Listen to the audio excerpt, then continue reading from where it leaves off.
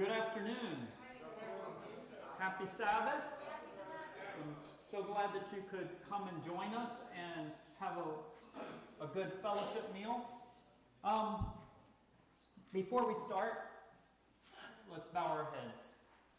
Our most gracious and loving Heavenly Father, Lord, you have given us a very, very special message. Not only the three angels' message, Lord, and the sanctuary and all of the different truths that you have given, but Lord, you gave us the pillar of the health message. Lord, and it's been not understood and misconstrued in many different ways throughout our church, throughout the world. And so, Lord, help my words to share what your true health message is.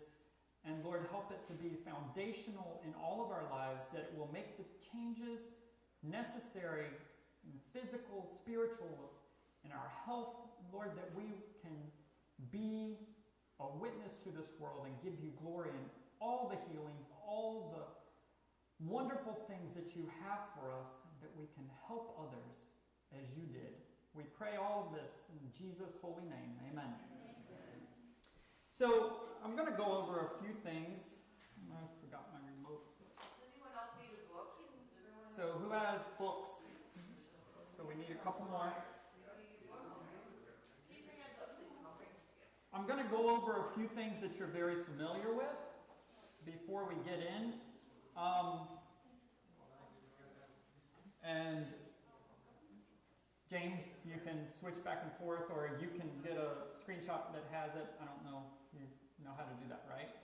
So everybody knows this text. Everybody, let's read together. What? Know ye not that your body is the temple of the Holy Ghost which is in you, which ye have of God, and ye are not your own? Daniel's clearness of mind and firmness of purpose, his strength of intellect and acquiring knowledge were due in a great degree to the plainness of his diet, in connection with his life of prayer. Does that make sense? Where does God speak to us? Not our foot? In our mind, right? So, his clearness of mind came from the plainness of his diet, and the prayer gave him what? The ability to receive that acquired knowledge from God. That's how we're spoken to. If there ever was a time when the diet should be of the most simple kind, it is now. So, we just had a potluck. What happens at potluck? We enjoy it. How many different types of food on a potluck? Lots. 18. A lot, right?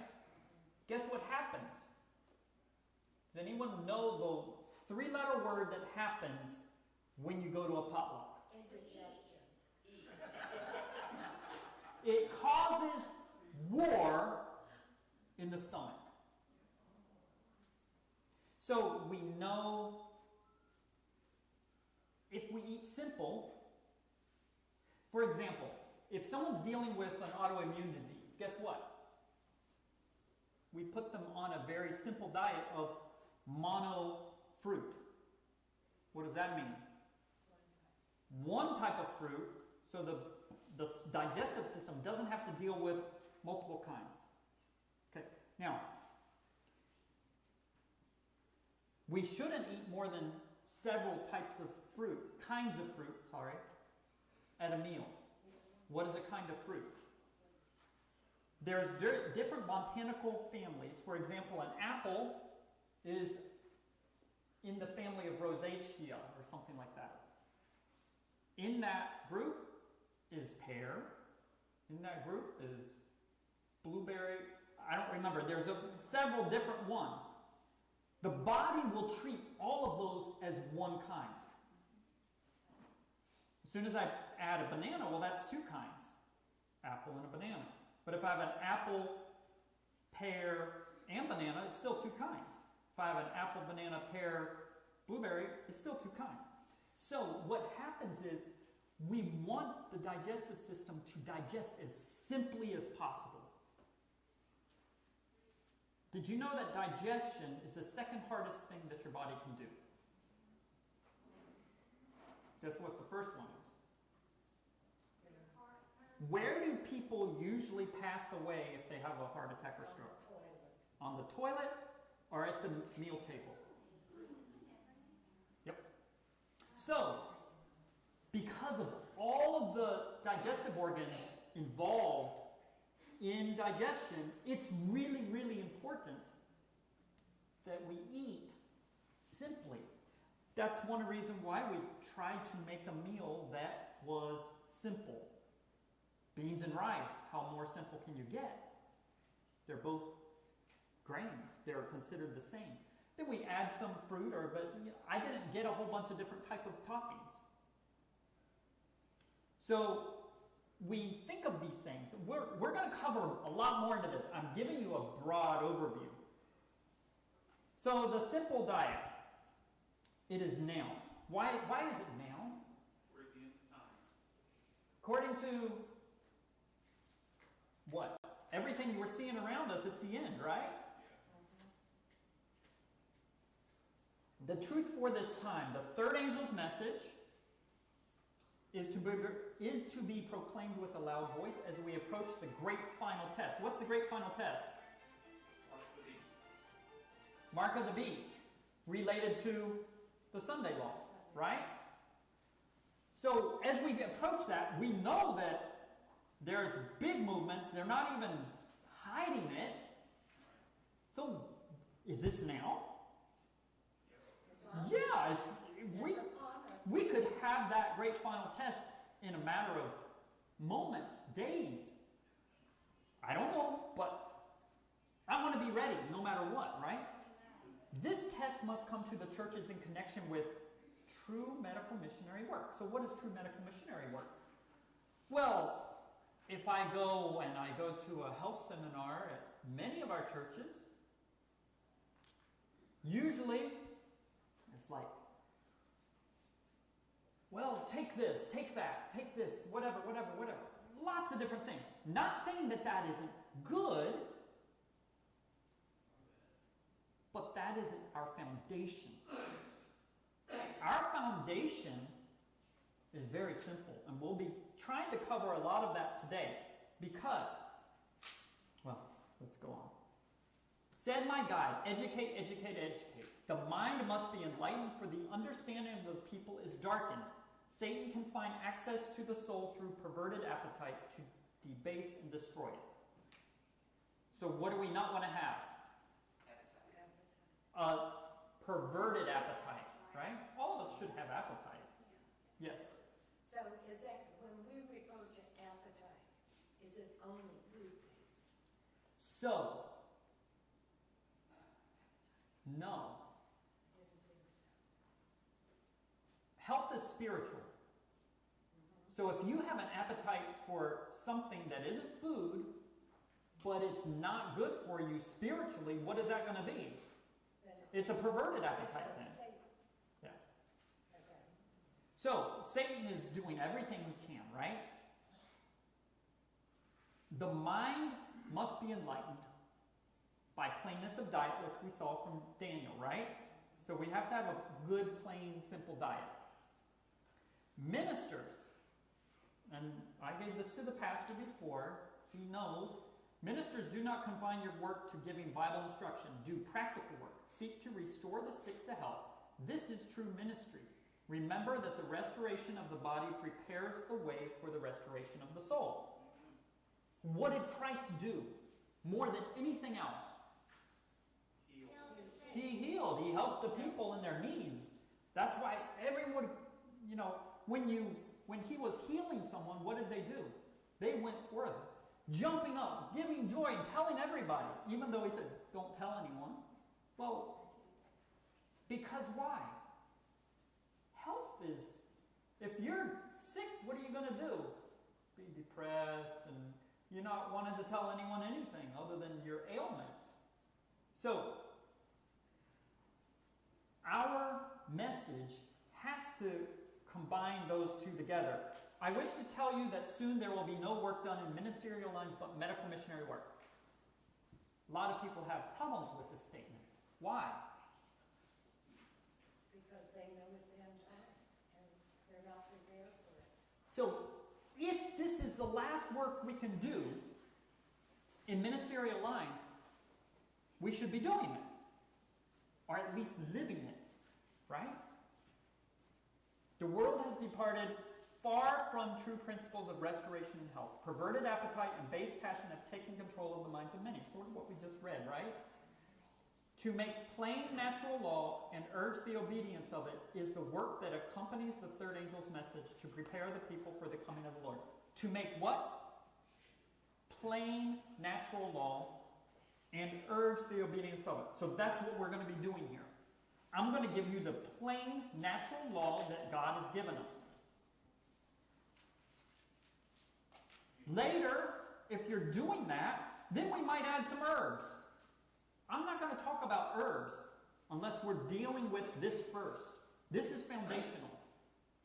Does that make sense? Plain natural law. Again and again I have been shown that God is bringing his people back to his original design. That is not to subsist upon the flesh of dead animals. He would have us teach people a better way. What's the flesh of dead animals? Meat. Yeah. So if he's wanting us to come back to his original design, we will have clearness of mind that we can do the work that he's told us to do, which is what? Giving the three angels' message, giving the loud cry, finishing the work. Does that make sense? Why? Because we can have clearness of mind. My wife, guess what she was doing in Korea? She was looking for every opportunity that God gave her to share the gospel.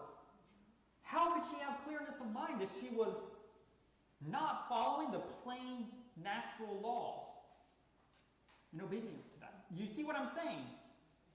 If you had seven Jehovah's Witnesses come to you and started asking you questions, do you think that your mind would work fast enough, or God could impress it fast enough that you could give the text, the words straight from the Bible to correct their view? It's not going to work very good. I have a stammering tongue. I don't know if you noticed that. So I depend on God to speak through me. That's why I ate less today. That's why I took a digestive walk after I ate. Does anyone know what a digestive walk is? I just shared. So tell me, Franklin, what did I share with you? So after eating, walking 15 minutes will help the muscles to be relaxed. So Like a stroll, like not heavy, not exerting, because you can do that when you get a cramp. So the most important thing, was that my words, or did I bring that from somewhere else? See, he forgot. He remembered the principle, but that isn't actually my words. We've been given that. After a meal, we should take a leisurely walk, not fast where you're then you're pulling blood away from the digestive system. Just like she said, do not study deep after you eat. Why? The brain pulls the blood from the digestive system. Guess what happens when you pull blood from the digestive system when it's trying to digest? Anyone? It doesn't do a good job. It doesn't do a good job, but what can happen if it doesn't do a good job? You become toxic. You become toxic through what? I want y'all to think here. I don't have a bottle of water. Who has a bottle of water? See that? That's almost 16 ounces. You can produce 32 ounces, that's double that, of alcohol from stomach fermentation in 24 hours. If you're not digesting good, you will be producing, guess what? Alcohol. Then half the people in America will be walking in drunk all the time. So, can you go get me volume 2 of the foods books? It's back by the bathroom. Volume 2. And I'm going to show you something. So, we don't want to sit down after we eat. Guess why? You're not assisting digestion. So when you walk, you have crisscross muscles that go across the stomach. Guess what? What are they doing while you're walking? They're massaging the stomach. Okay? When someone has, for example, diabetes, Volume 2, volumes of the food and the Encyclopedia of Foods and Their Healing Powers, the white ones. They're by the bathroom, in front of the door. For example, a diabetic. After you eat, it's really important to do your digestive walk. Guess why?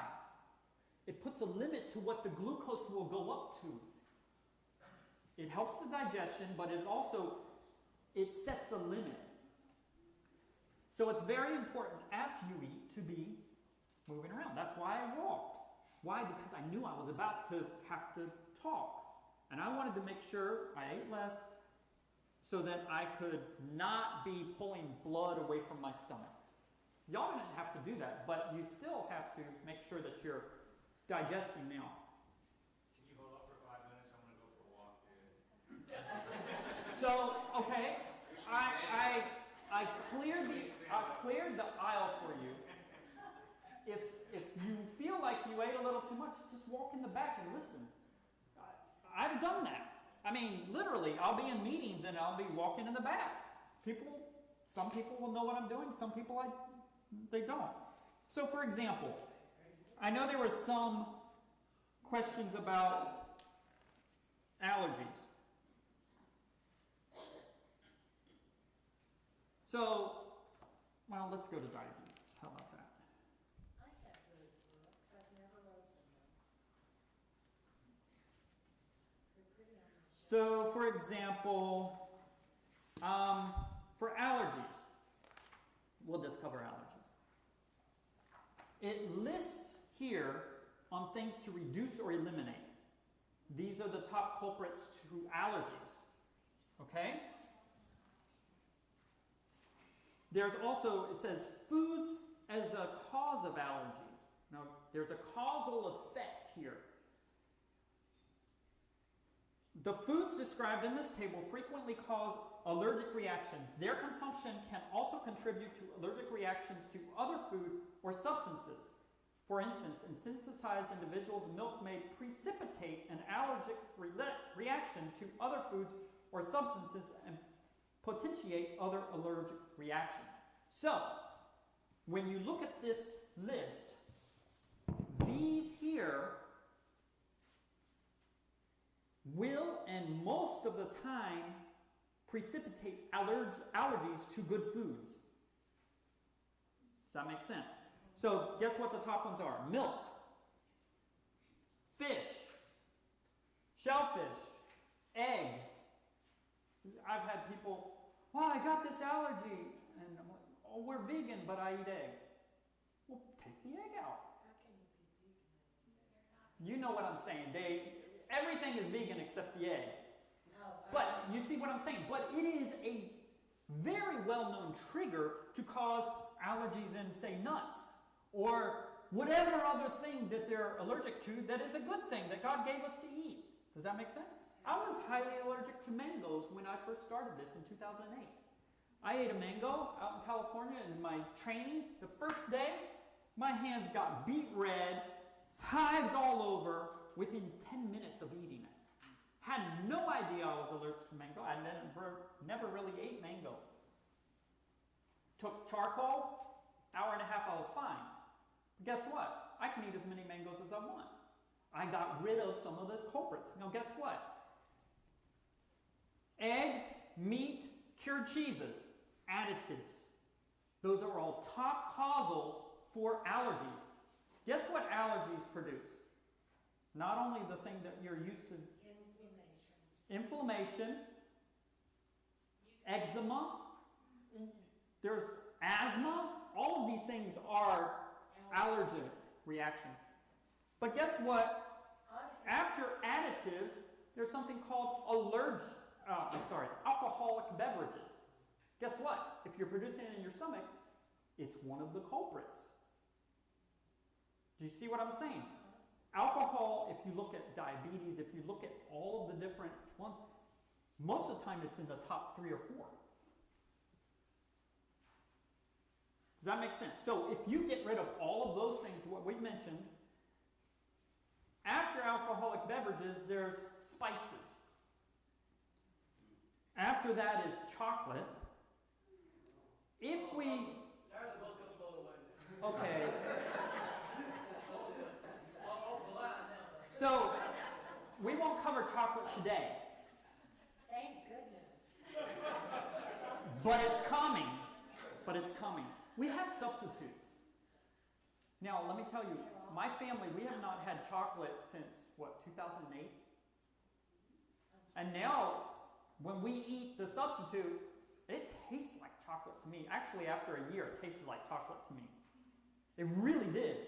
And there are certain ways we can make it in a dark chocolate type, and it's not chocolate. There's a lot of... So,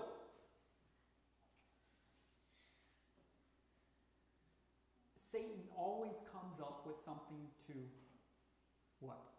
Counterfeit or to be opposite of God's health message. Now, the right hand of the gospel is what? The health message. We know that there's another gospel the Bible talks about. They were speaking another gospel, okay? So that's whose gospel then? Not God's gospel, it's Satan's gospel. Guess what? He has a what? Right arm, and what is, he's got a health message too. So when you hear of, go drink green tea, it's high in, antioxidants and all this. Is that God's message or Satan's message? His flesh was made Yes. part of it. I just want to say this, that I had experience in Korea. You know, we live in the last days, and some Buddhist lady came to our church by her own. The only reason she found our church because she's a Buddhist and she's a vegetarian. And so she said, when she searched for a church that was careful about food, was Seventh-day Adventist. So she came, and she was expecting everybody to be vegetarian, but in fact, the reality isn't. And so she's saying she was searching for the church like that is because to have right mind to serve whatever you believe, you need to eat right with temperance. I mean, she's a Buddhist and she's saying that. So how important it is for us to be temperate, have temperance, and follow the message that God gave us. I'm going to hit chocolate just a touch. Just because you brought it up. Sorry about this. Lock the doors. Had a lady, she had a grapefruit-sized tumor, breast tumor. Guess what we took her off of? Chocolate and coffee. They have some of the same phenolic tannins. So does cheese. 50 days they couldn't find the tumor. I can tell you lots of stories. Anyway, that's all I'm going to say right now. Okay. Let's go through. My wife is telling me, hey, don't go too long. I mean, we got, like I said, we'll do this until I can't speak anymore. Okay. This is a very strong statement. Now, I'm only doing this because you're here. In other words, you came and you're asking. This isn't something we just throw out at church, but you came wanting to know what our health message is, right? Yes. If meat is discarded, if the taste is not educated in that direction, if a liking for fruits and grains is encouraged, it will soon be as God in the beginning designed it should be. What's the next sentence?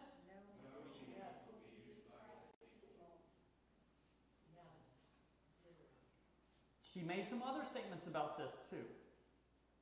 Right before Jesus comes, God's people will have put away all flesh. Okay, so you read it. I didn't tell you, you read it, right?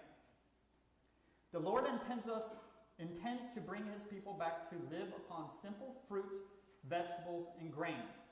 God provided fruit in its natural state for our first parents. It is not well to eat fruit and vegetables at the same meal. If the digestion is feeble, the use of both will often cause distress and inability to put forth mental effort. It is better to have the fruit at one meal and the vegetables at another. Amen. What's a fruit? Anything with bloom, come from bloom.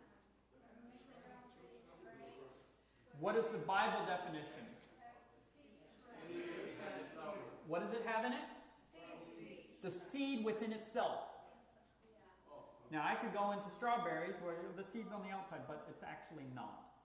And Ellen White actually refers to strawberries as a fruit. And when you actually study it deep, you'll find out that the little seeds on the outside of the strawberry are actually achenes, A-C-E-N-E, something like that. And the seed is actually in that. So, just in case you think, well, she said this.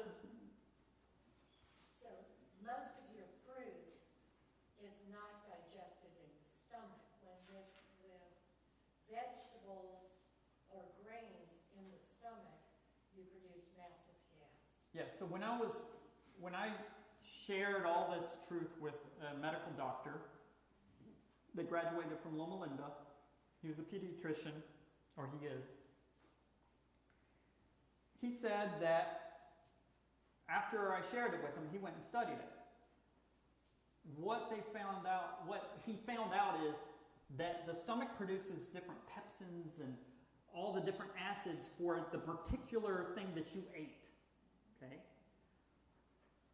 When you have a 50-50, like just for example, 50-50, 50 fruit, 50 veggie, the body has to make a choice what it's going to digest. The rest is fermented, waste, or it doesn't actually. Because it just like sit and rot. Yeah. So that's where we want to make sure that it is almost entirely fruit or almost entirely veggie. Now, onion, when you cook it, is a little different. Garlic is different, as you cook it. Ellen White said there is great virtue in well-cooked onion. Well, that is a question then for me. Well-cooked onion. Why didn't she say cooked onion? Why didn't she say onion? Start thinking about things, right? Guess what? It's harder to digest uncooked or cooked. You know what I'm saying? Onion than it is to... And most of our digestive systems are very feeble because of all of the stuff they spray, you got lots of environmental factors mixed in. All right, there's another statement that she says, if you eat fruit and veggies at the same meal, it produces an acidic system. The more liquid there is taken in the stomach with the meals, the more difficult it is for food to digest, for the liquid must first be absorbed. So that's where she said, in the liquid diet, if you're eating soup, guess what? You're going to be fermenting because it's got to absorb the liquid and separate it before it can start digestion. And then it elongates your digestive, the whole process. Does that make sense? So if I'm eating granola, we make our own granola, and I pour our almond milk on it, whatever we make, and I put a lot of milk and I'm just slurping it up. What is that doing? Liquid, right? So what would I want to do? I want to dredge. You see what I'm saying? Doesn't mean just put less and make sure you mix it in, and a little bit wet is fine. But if you do this and then all of a sudden you go to a liquid, man, your stomach will tell you, your body tells you right away.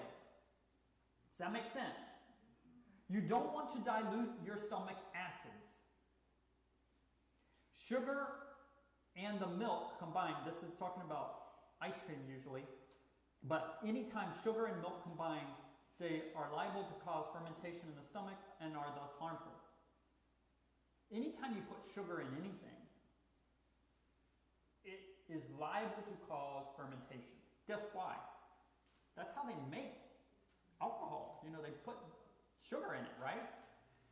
Do we consider honey sugar? So when she says sugar, it's meaning from the sugar cane. Okay. So, for example, she said sugar clogs the system. We know that sugar from the sugar cane, whether it's in a liquid form or, you know, like the squeezing. I mean, I guess if you chew on a sugar cane, you're not going to get too much. But sugar, the sugar cane, whatever the product is, kills T cells and it greatly reduces immune system. I can tell you stories because our family's been doing this for so long. I remember one time my daughter got some welts and she was itching and she got bit by a bug or something, right? And because we live differently, you know, just went on. Well, 2 weeks later, we went to camp meeting.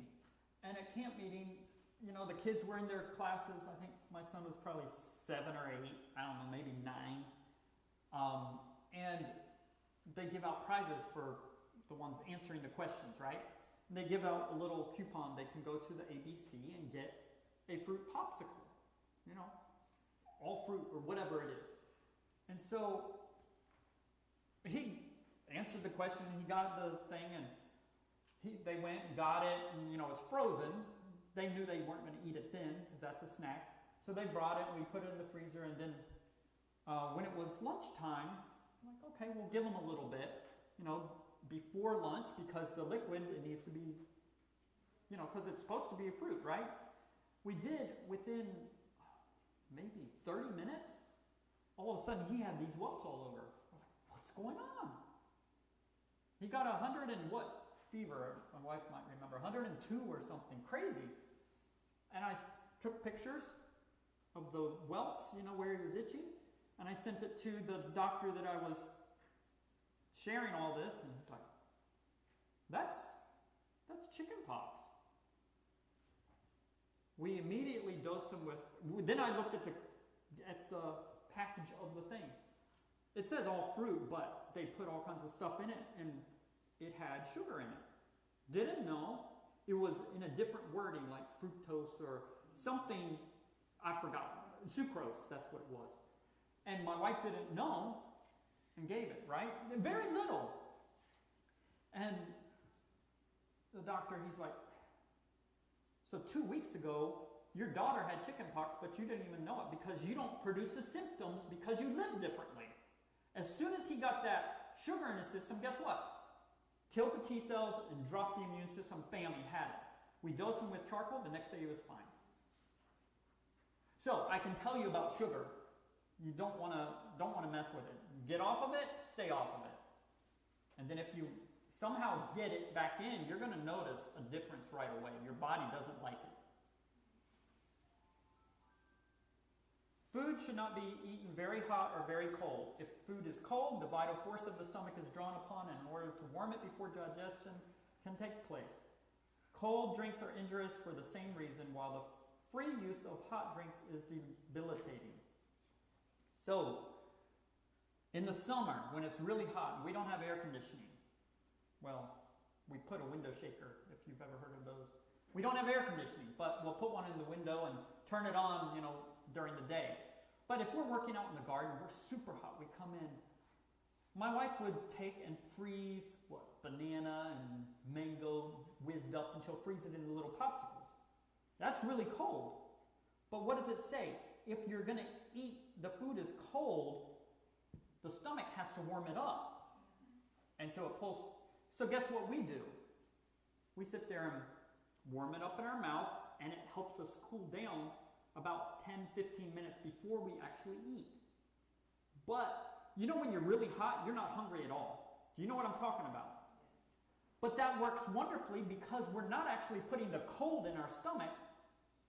We're cooling ourselves off, our blood and everything, and putting the juice in our stomach. Does that make sense?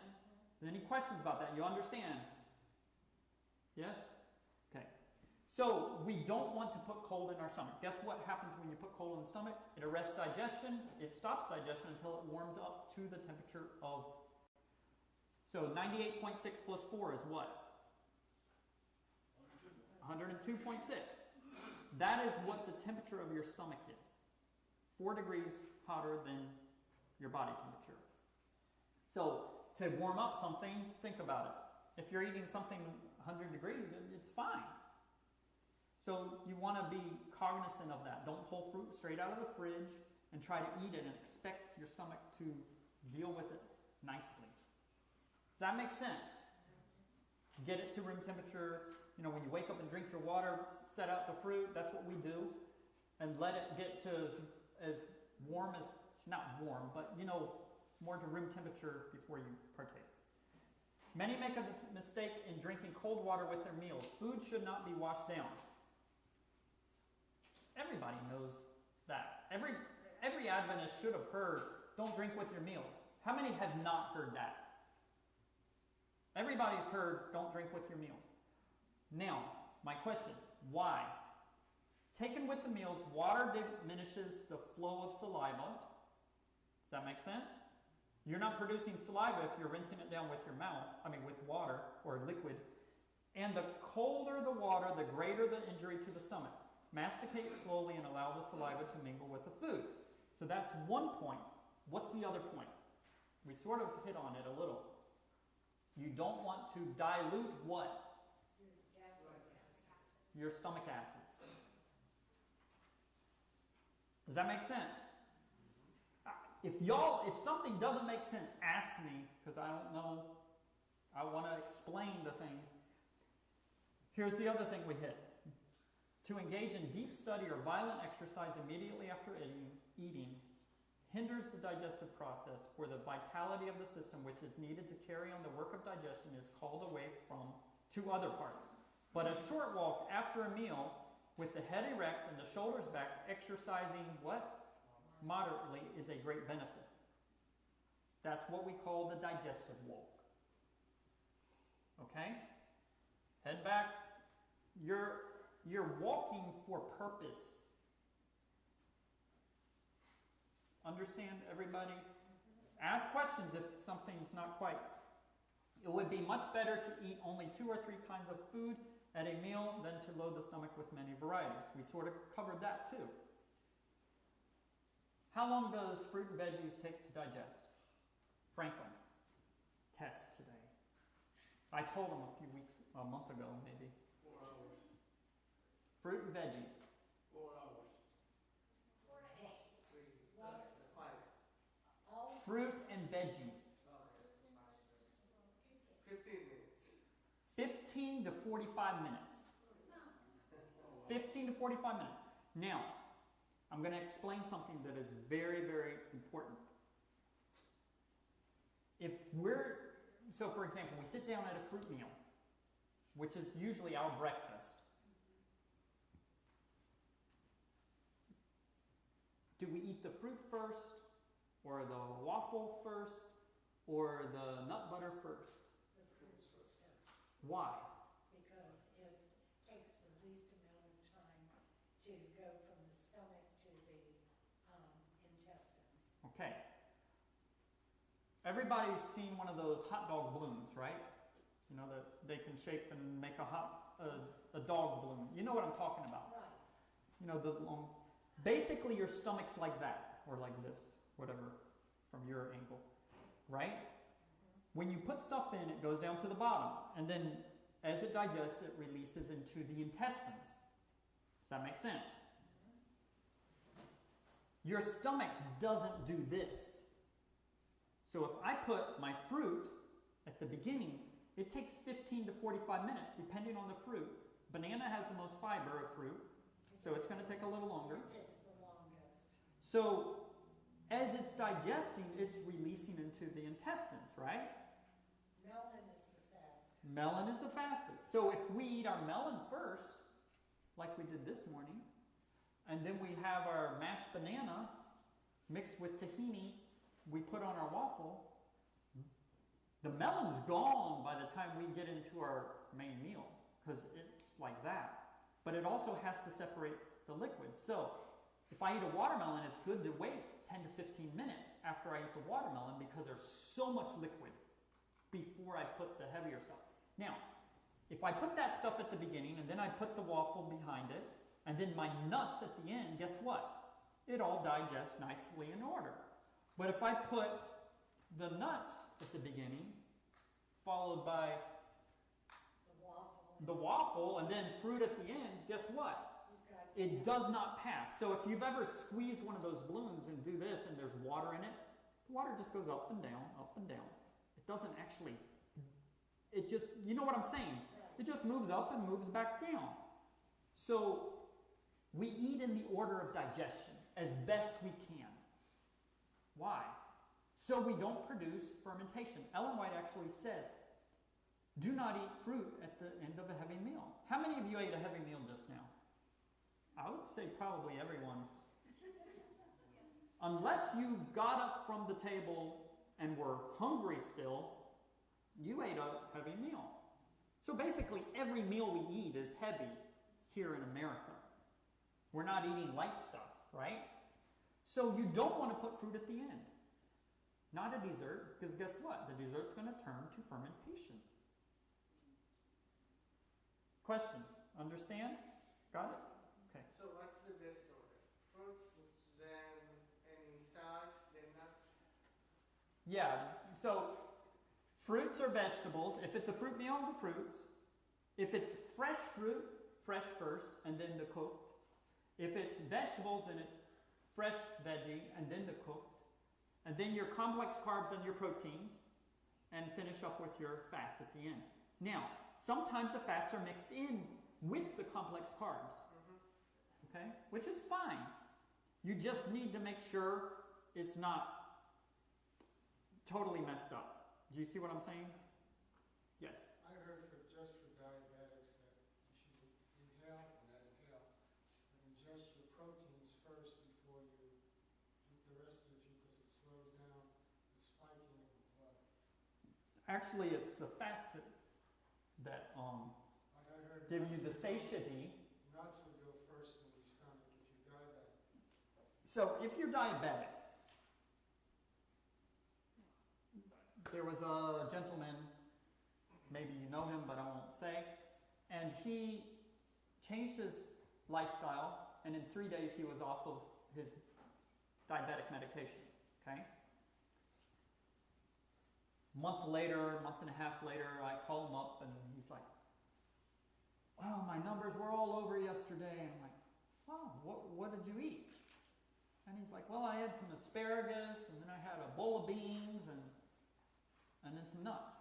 I'm like, "Well, where's your complex carbs?" He's like, "Well, I didn't eat any." I'm like, "Well, make sure you have half of your complex carbs. Complex carbs is equal to the amount of protein that you're taking. So half beans, half complex carbs. So brown rice, right? No more problems. Then another time, he had the same issue, and I asked him again. Same thing. So for a diabetic, you need to have the balance. The whole grains is what gives the buffering effect to the glucose. It's the whole grains, the fiber in it, because it's bound with the carbs that release and spike the glucose. So when you eat the complex carbs, your whole grains, with your protein, those two work synergistically together, and they don't allow the sugars to spike. Remember, well, I'll share what I just shared with someone earlier. The best time to exercise for a diabetic is before breakfast, for 1 hour of walking. 1 hour of walking is equal to more than 20 units of insulin. But guess what? What's that? Before you eat? So the fastest way to reverse diabetes is to walk an hour before breakfast. Walking an hour any time, well, not any time, during the day is still good. But if you can walk before breakfast, it's better. Plus the digestive walk. Now, if you can walk 2 hours, that's really good, but you have to be, when you're diabetic, you have to be very careful because this reverses diabetes so fast if you go full plan. So fast that you have to be documenting, journaling. In fact, we won't give you all of the information if you're diabetic unless you agree to carry your already peeled orange or some type of fruit with you while you walk. We've had people actually, on their walk, and they didn't take it. And luckily, they were right beside a car. I mean, if you're in this was in California, you fall down and you're on the sidewalk in California. What are they going to think you are? A druggie. You know what I'm saying? They're not going to know that you're having a diabetic emergency. Luckily, he was right beside a store. He called his wife, and she's like, "Did you take the fruit?" "No, I didn't." And so he went in and was able to get something. But when you get to that situation, you can't even peel the fruit. You know what I'm saying? So why do doctors not recommend to diabetics to walk? I would imagine a 30-minute walk before breakfast is better than no walk. Okay? I don't want to be accusatory or anything, so I'm not going to go there. I'm going to give you the health message. Okay? I don't want to, I'm shocked. because my brother's I can tell you about people that came out of our lifestyle centers. I can tell you lots of stories. And I've had to come in and mop up. I mean, Doctors aren't trained in nutrition. No, I know that. They get 1 week. Right, it's not very long at all. And it's a very complex subject. so this right here, how is this against our potlucks, our normal potlucks? We always have 3 different potlucks, and we probably ought not to. 2 or 3 different kinds of food. Yeah, and when we say different kinds, like I said, there's certain types of fruit. You can choose you can choose at a potluck usually what you need. Prefer to eat. But you're not going to be loading the plate up with everything that is there or half the things. You know what I'm saying? You just got to make that determination. You know what I'm saying? Many are made sick by the indulgence of their appetite. So many varieties are introduced into the stomach that fermentation is the result. We just talked about. This condition brings on acute disease and death frequently follows. After the regular meal is eaten, the stomach should be allowed to rest for 5 hours. Not a what? Particle of food should be introduced into the stomach till the next meal. In this interval, the stomach will perform its work and will then be in a condition to receive more food. They did a study, there is a study in here too. They did a study, they took 2 healthy men, they gave them breakfast at 6 a.m. It says 5 hours, right? In another place she says 5 to 6 hours, at least. That's what she said. From when you finish eating to when you start. They gave them breakfast at 6 a.m., lunch at noon, supper at 6. And they would put a scope in their stomach at 9 p.m. Okay? Water was, how late after, how long after you eat can you start taking water? 2 hours. 2 hours. I hear 2 hours. Think about, you're diluting the digestive juices. 2 hours is the minimum, and you're not going to be wanting to go. Guess why? You're going to be flooding the system and flushing it. The only time you drink like a bolus is when you wake up in the morning, because you're rinsing out the system of everything that the body's been doing, trying to get rid of from the night. Okay? Right? The rest of the day, you should be taking a couple gulps every 10 minutes. Have you ever drunk a whole bunch of water and then about an hour later you've got to run to the restroom? You know what I'm talking about? If you take a couple gulps every 10 minutes, you're actually utilizing that water to hydrate the system, not rinse it out. Does that make sense? So if you do the same amount of water, instead of drinking like a bolus, actually 2 gulps every 10 minutes, you're not going to have the flushing, you'll have actually the hydration. So 2 hours after you stop eating is when, for my family, we don't drink water until maybe 3.5 hours after we finish. Just because we drink 2 of those bottles, 32 ounces, when we get up in the morning. An hour later we eat. And then 3 hours later we drink water again, up until how long before you eat can you drink? 30 minutes. But if you're going to drink 32 ounces 30 minutes before, the water will not be dissipated. You see what I'm saying? Doesn't mean that you can't, I'm hot, I'm thirsty. You can't drink like that, but you're not going to be hydrating the system like you could if you were doing that all alone. Okay, so not a particle of food. So they took those 2 guys, they gave them those, 9 p.m., only supper food was in the stomach. Other days they gave them a snack at 10 a.m. and 2 p.m. 10 a.m., they eat breakfast at 6, maybe finish at 6:30, 3.5 hours later, right? 6:30 till 10, how many hours is that? 3.5.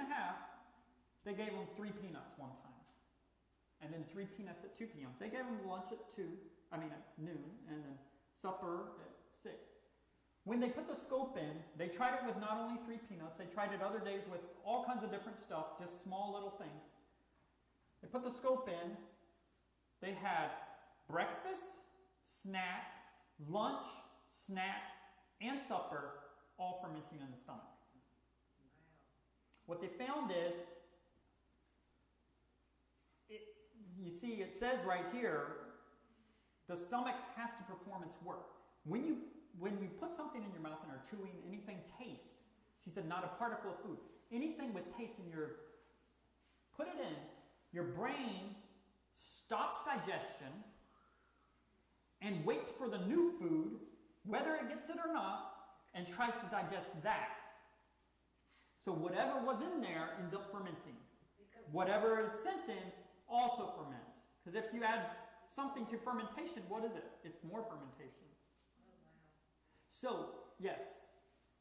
So, during this 5-hour period when we're not supposed to eat food, does something like a juice apply? Does that count as food? Yes. Okay, so only water. Only water. So here's a caveat. If you're needing some herbal infusion, not tea, but an herbal infusion like, say, chamomile, or I don't know, if you were wanting to drink something like that, and you just had that for health reasons, like if you're trying to cleanse your liver with, you know what I'm saying? If you put any sweetener in it, it has to be digested. Then it's treated as a snack. So, I see someone here that has young children. There's some serious quotes in there because we allow our children, not because we know better, but because we just don't know what happens to allow them to eat at multiple times. There's very specific instructions. Let me tell you, I've seen ADHD, ADD, all those type of things reversed in 2 weeks just by living the lifestyle. On meds, they're off of meds. Do you see what I'm saying? So, snacking is something very, very important not to do. Yes? So when you're saying a chamomile tea, do we consider licorice, the licorice root, not licorice? Yeah, I know what you're talking about. Is that because it is? If there's something with too much taste, it can cause issues. Yes. Okay. But it's better if we don't do those then, but if we can do it about 15 to 20 minutes before we actually eat our meal. Okay. Because the stomach will actually separate the liquids from the solids, and then you're basically at the time of food, your digestion. Does that make sense? So if you're going to drink juice, when would you drink juice? It's liquid. 15 minutes before your meal. But you're not going to be drinking like this. We're talking, you can. You're talking a 6 ounce. Yeah, we're talking a small amount. But when were juices in the Bible partaken of? At what? Special occasions, weddings and things like that. Yeah. So we're not talking every day you should be doing this. There's research on drinking the juice, what it does to the body, because you're hitting it with a lot of sugar without mastication. So if I'm taking a juice, guess what I'm doing? Mixing it with my saliva as best I can. Because pre-digestion starts in the mouth. Yes? According to Indian system of medicine, we should not drink water while standing. It should always be drunk when you are sitting and sipping, because water is food for the brain. So in some languages, Indian languages, they don't say we drink water, they say we eat water, because it's food for the brain. And the other reason they give for this 5-hour gap or 4-hour gap is because the body has to fight certain of the sicknesses that you have. So the brain needs time to tell, okay, now stop digesting. Now we are going to fight whatever sicknesses or things you have. But what happens when you take a snack? The body goes back to digesting, not to fighting. So your fighting of your radicals or whatever you call is blocked. That's why you get more sick and more sick instead of you getting healed. So if you eat a snack,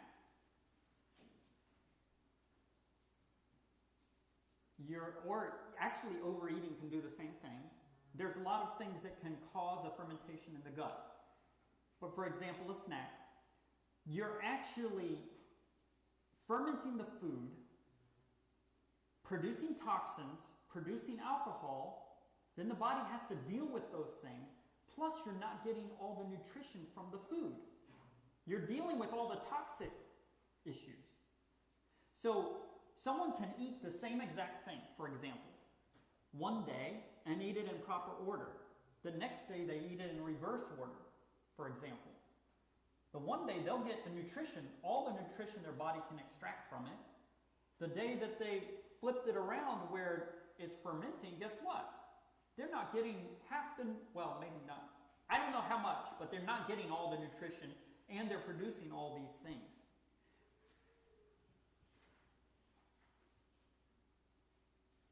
I'll cover a little bit more. In no case should the meals be irregular. What's regular? Happens over and over and over the same way, right? So irregular means that something happens and it's not regular. It's all over the place. Okay. How many cases does this leave? Well, I didn't. Is that a case? No, there's no case. In no case should meals be irregular. If the dinner is eaten an hour or two before the usual time, the stomach is unprepared for the new burden, for it has not yet disposed of the food eaten at the previous meal, and has not vital force for the new work. Thus the system is overtaxed. Neither should the meals be delayed 1 or 2 hours to suit circumstances, or in order that a certain amount of work may be accomplished. This is very difficult. Remember, I got to get this little bit more work done. Remember the quote. It goes exactly, basically, God's saying, hey, I know when you got work to do, you want to get that work done before you eat. He said, don't do it. The most important thing is to be regular. The stomach calls for food at the time it is accustomed to receive it. If that time is delayed, the vitality of the system decreases and finally reaches so low an ebb that the appetite is entirely gone. If food is then taken, the stomach is unable to properly care for it. The food cannot be converted to good blood. Every time she said, cannot be converted to good blood, guess what? It's fermentation. Every time. Now, have you ever been fairly on a schedule and you miss your meal and you can't get the meal and you're driving or something, and then an hour or 2 or 3 hours later you get, and it's like, well, I'm not really hungry, but you eat anyway. You know what I'm talking about. You feel horrible. The reason is because the body's not going to try to digest that food. It's actually going to ferment it. Like I said, it's the most difficult thing our body, second most difficult thing our body does, because it's got so many organs involved, and they all spool up at the time that it's called for. And then they spool down. So we have an hour window. My family's median time is 1:30 for lunch. Okay? If I'm always hitting 1:30, 1:20, 1:40, you see what I'm saying? We can eat 30 minutes before that median time, start eating, or up to 30 minutes after that median time, up till about 2, to start eating. Once you begin putting food in the stomach, or chewing, the body will continue the digestion process. It's not going to say, oh, it's 2 p.m., I'm going to shut it. No, it's as long as you start that. One other thing to remember, if you wait more than 15 minutes while you're eating, you stop and you wait more than 15 minutes to start eating more or to continue, that food will be, most of the time, if it's 15 minutes or more, not too much more, will be treated as a snack. And so it'll stop the first and try the second, and it'll end up fermenting. Okay, just things to remember. So if you want to hit it right, for example, we plan around the hardest day. This right here, she said in no case, right? Regularity in eating should be carefully observed. Nothing should be eaten between meals. No confectionery, nuts, fruit, or food of any kind. Irregularity in eating destroys the healthful tone of the digestive organs and the detriment of health and cheerfulness. And when the children come to the table, they do not relish wholesome food. Their appetites crave that which is hurtful to them. The stomach must have careful attention. It must not be kept in continual operation. Guess what the standard American diet is? 1 meal all day long. Right? That's what They just keep, I feel a little... The body cannot differentiate between hunger and thirst. So guess what? Most people, when they feel hungry, they're probably thirsty because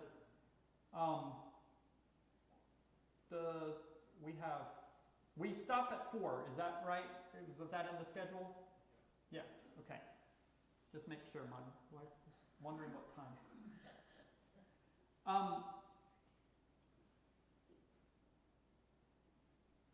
What was I saying? Can't distinguish between Oh, hunger and thirst.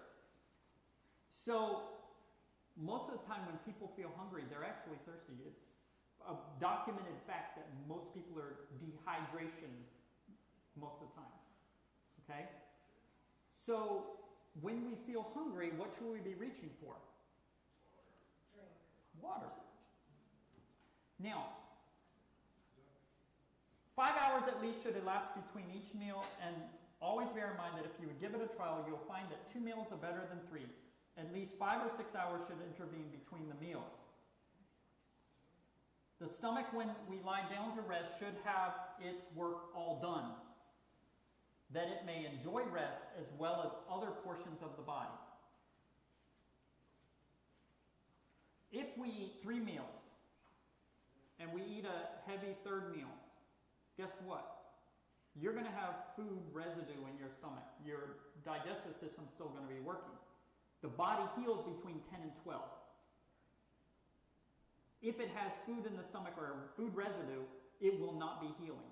Had a guy that had a heart valve that was misshapen, probably from birth, and the doctor said that he had to have a heart valve plastic replacement. They scheduled him for surgery 30 days before pre-op. We sat down with him. He found out about us. We sat down with him, gave him Optimum. Guess what that was? 2 meals a day. Going to sleep on a resting digestive system. And among other things. When he went in for pre-op, you know how they take you in and, before that type of surgery, they do x-rays and MRI, whatever, to figure out the doctors, okay, we're going to go in this, whatever they were doing. They pull him into a room and the doctors came in and said, your heart valve has healed in so much since we saw you last that it would hinder you much more than it would help you if we did the surgery. They canceled the surgery. Why? Because the body heals itself if you let it. Amen. Literally, you just give it the Optimum. That's what this health message is. I'm not going to get up here and tell you, eat this, eat that, all these different things. No, the health message is simple. Our health message was given to us for the entire world. If you cannot practice the health message in remote, wherever, it's not the health message. Does that make sense? God gave us all the principles. So when we lie down, your stomach doesn't actually do very well lying down to digest, if you didn't know. Have you ever eaten and taken a nap? Yep. You don't feel very good after, do you? It's like, man. Actually, I can think about that. My kid and tell me what your thoughts, because I'm not trying to walk against it, but actually, one of my coworkers and I were talking about this at work, and she's the same way I am, but and I know this is what Ellen White teaches about the eating and then going to bed on a full stomach or whatever, and maybe that's been told that it's not good. But I tell you what, I sleep great after a meal. Like after church, after Paula, I could go home and I'm out like a light, and I sleep wonderful. I have no disruption. I don't have an upset stomach. I just don't. So I don't know what that means, but Well, so I'll tell you. I had hypoglycemia where I had to eat a good heavy meal in this evening. Otherwise, I would wake up in the middle of the night hungry, and I have to go and eat something or drink something or juice or soy milk or whatever it was. When I went to 2 meals a day, well, I had severe allergies too. I had to wear a mask when I'd mow. My nose would still run with a mask.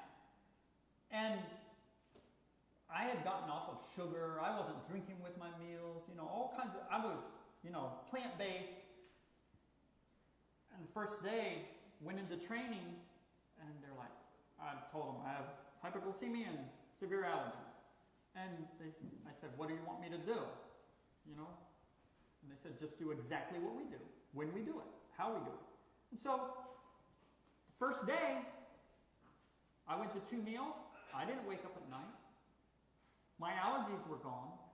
I had the mango allergy, but 40 days later I could eat mangoes. Just because the body... But guess what? I was used to having a good apple as a snack. I was used to eating some spices. As soon as I went to only water between the meals, no snack, exact meal times, bam, everything was gone. So, whether or not you feel that way, so you saw the lady that gave her testimony, right? I was in the kitchen. You missed it. You'll have to watch it sometime. She called me up, maybe it was earlier this year. She had talked to me several times. She's my sister. And she had this eczema all over her eye, and she went to the doctor for 6 months. She was dealing with this. They gave her stuff. She tried all kinds of stuff. I had her make a special charcoal thing that she put in. It helped a little bit, but it was still just this all over one eye. It was like a sty also. It would go back and forth. Finally, she said, okay, tell me what I need to do. I told her. In 1 week, it was gone. 1 week. She had been struggling for 6 months, trying all kinds of stuff. 1 week. So, whether or not you know it, when you get on this, I've had block layers. Block layers that's a hefty job. I've laid block. It is one of the worst things. Anyway, I've laid a lot of block. He was 40. He didn't have any health issues whatsoever. Him and his wife, no health issues. Gave him what to do, changed to 2 meals, In a day and a half, he came back and he says, I have so much more energy on 2 meals. I feel so much better. I never knew I could feel this good. Well, I've been doing the OMAD, which is 1 meal a day, and I've gained energy from it. Well, there's counsel given against 1 meal. Yeah. So if you do it right and do 2 meals, yeah. Well, you want to drop weight. I've had a lady, she was actually my boss's wife at the union. Now they're up at the GC to the president of the general conference. He's a VP. In 2.5 months, so 10 weeks, she lost 68 pounds. Wow. And then she just leveled out, and she would only vary 1 or 2 pounds up or down. I can tell you lots of stories. It's in that thing, in the testimony sheet. So if you're going to be tired, if you're tired and you needed to eat and you want to take a nap, you can, but guess what? Don't lay down. Sit up, rest a little, but it's still not the best. First of all, you need to do your digestible. If you are tired, then sit up, rest a little, but you're not wanting to flip-flop your hours either. Okay? It is quite a common custom with people in the world to eat 3 times a day, besides eating at irregular intervals between meals, and the last meal is generally the most hearty, and is often taken just before retiring. This is reversing the natural order. A hearty meal should never be taken so late in the day. Irregularity in eating and drinking and improper dressing deprave the mind and corrupt the heart, and bring the noble attributes of the soul in slavery to the animal passions. So, the stomach may be so educated as to desire food 8 times a day, and feel faint if it is not supplied. But this is no argument in favor of so frequent eating. That's my niece. And it's just because people get used to doing that if they swip it around. If you teach it. So the idea here is for y'all to be living this to where you can share with them. Right? If you're not doing it, how can you share? This is how my niece is raising a 7-year-old. Well, there's counsel on that. She's always starving. So, we've dealt with people that were on 5, 6 meals a day, bodybuilder that was on 7 or 8 a day. We switch them, bam. So much better. To some, it is a temptation too strong to be resisted to see others eat the 3rd meal, and they imagine they are hungry, when the feeling is not a call of the stomach for food, but a desire of the mind that has not been fortified with firm principle and discipline to self-denial. I'm not telling you this. I'm reading this. We're reading it together, right? I'm just gleaning and pulling it together. There's a lot more. I'm just trying to get us where we can understand. If you feel that you must eat at night, take a drink of cold water, and in the morning you will feel much better for not having eaten. Has anyone done this? Yes. Oh, I can tell you stories. When my wife and kids came back from Korea after 3 months, and I was just trained in fully doing this. Drove 2.5 hours back from the airport, got home, it was evening. Kids are they're 5 and 7. We're hungry. And no, we're not going to eat. We made the decision we're going to do what's right and have 2 meals a day. And finally, I'm like, okay, go downstairs. So they went downstairs, hopped up on the bar stools, and I went to the refrigerator and got cold water, about this much, each of them, and said, "Here, drink this first." They drank it. They got down off the stools and went upstairs. Not another word. Went to bed. Why? Because it arrests digestion. It constricts the stomach. That's why you don't want to do it when you're eating. Does that make sense? And don't shop when you're hungry.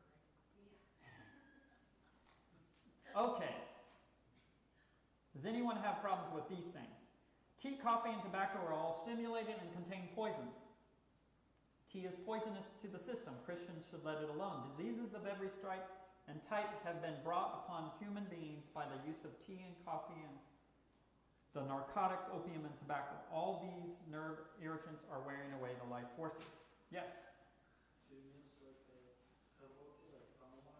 No. So tea, if you go back to the meaning in the dictionary of tea in the 1800s, when this was written by Ellen White, tea is taken from the Tea sinensis plant, which is green tea, chai tea, black tea, Lipton iced tea. There's a group of them, okay? All of those, but caffeine's not the problem per se. It's all these other poisons. So even though they're decaf, it's a problem. Does that make sense? But even the herbal teas? No.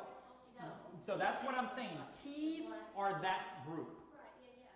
Herbal infusions are chamomile, mint, peppermint, or... But you label as herbal infusion. Yes, herbal infusion is different than tea coming from the Tea sinensis. So every time you see her write tea, it is talking about those coming from the Tea sinensis.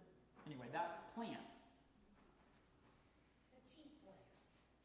Now this here, I'm only giving to you, I'm giving some things that you don't go tell people unless they come and ask. So you came to ask, so I'm sharing it. Tea and coffee drinking is a sin, an injurious indulgence, which, like other evils, injures the soul. It's not my words. It's a stimulant. So, I'm just sharing with you. You came, so I'm sharing. Bread 2 or 3 days old will be more healthful than fresh bread. Does anyone know that? You know that? No, why?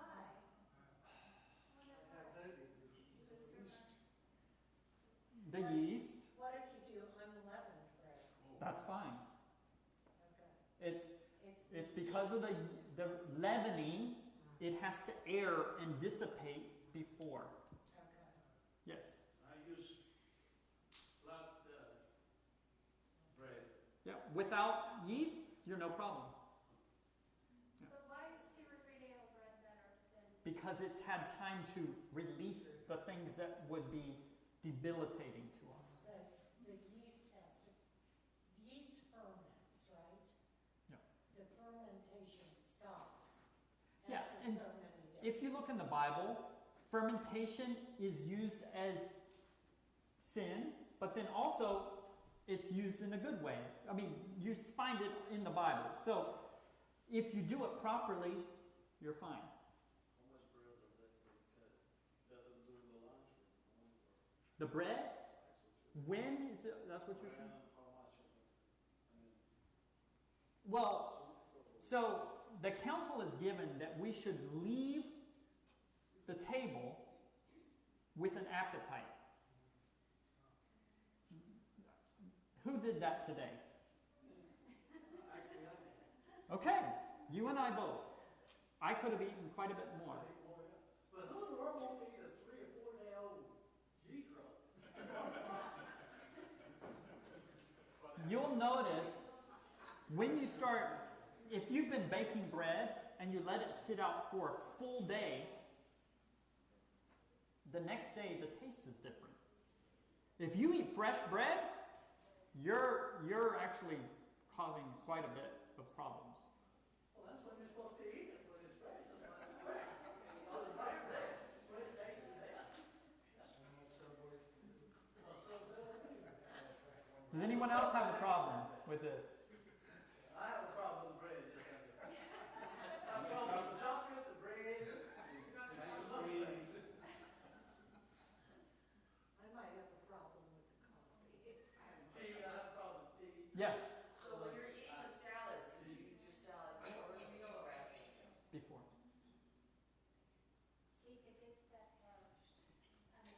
Okay? Did I see a hand or? Condiments, so frequently used by those of the world, are ruinous to digestion. Under the head of stimulants and narcotics is classed a great variety of articles that, altogether, used as food or drink, irritate the stomach, poison the blood, and excite the nerves. Their use is a positive evil. So condiments, mustard, pepper, spices, pickles, and other things of like character irritate the stomach and make the blood feverish and impure. The inflamed condition of the drunkard's stomach is often pictured as illustrating the effect of alcoholic liquors. A similarly inflamed condition is produced by the use of irritating condiments. I'll tell you this much, if you're having cramps, eat a teaspoonful of mustard. And in about 10 minutes, your cramps will be gone. What? You know why? Cramps in your hand from being dehydrated during the day. That kind. Your fingers start getting curled up, eat you a couple teaspoons of mustard, and about 10, 15 minutes later, those cramps will go away, and you won't have them in bed at night, and legs will curl up. So, wouldn't it be better? Wouldn't it be better to take a pinch of pink salt? That does the same thing. Yes, it does. It immediate. I'll try pink salt. Yes. Well, you've had the stomach problem because you eat something or whatever. What about what I drink sometimes, oregano water? So, oregano water is antiviral, antibacterial, antifungal, antiparasitic, all those different things. What is an antibiotic? It what? It kills? It kills all the good fungus, flora. It kills the good and bad what? Bacteria. Right. Okay? And that's an antibiotic, right? Which means Oregano oil also, it doesn't differentiate between good and bad bacteria. Good and bad, it just eradicates. So you have to put a probiotic after that. If I take, I'm not trying to talk about oregano, but I'll share. If you take oregano for purposes, whatever you're needing, antiviral, all those different properties, you don't want to take your probiotic with it. You want to wait 2.5 hours and take the probiotic. The reason is because they counteract. The oregano is going to obliterate the probiotic.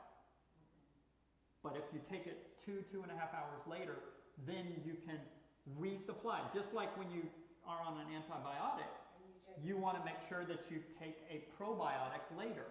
Not with it, but later. Does that make sense? Yes. Okay. You mentioned pink salt. What pink salt? Okay. The lid? Well, so here's the problem.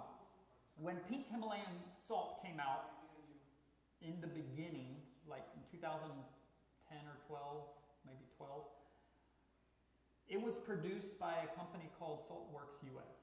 I'm not here trying to advertise. We were getting that salt. And then everybody and their mother started producing pink salt. You could get it at Trader Joe's, you could get it at TJ Maxx, you could get it anywhere. The pink Himalayan salt, right? So we started using that. Last year, figured out my wife was having throat issues. I'm like, what in the world? When she'd take salt, when she'd take turmeric. I'm like, man, and she had frozen shoulders, so I couldn't give her turmeric. Turmeric is anti-inflammatory. Like, what am I supposed to do? And so we've been dealing with it. Come to find out,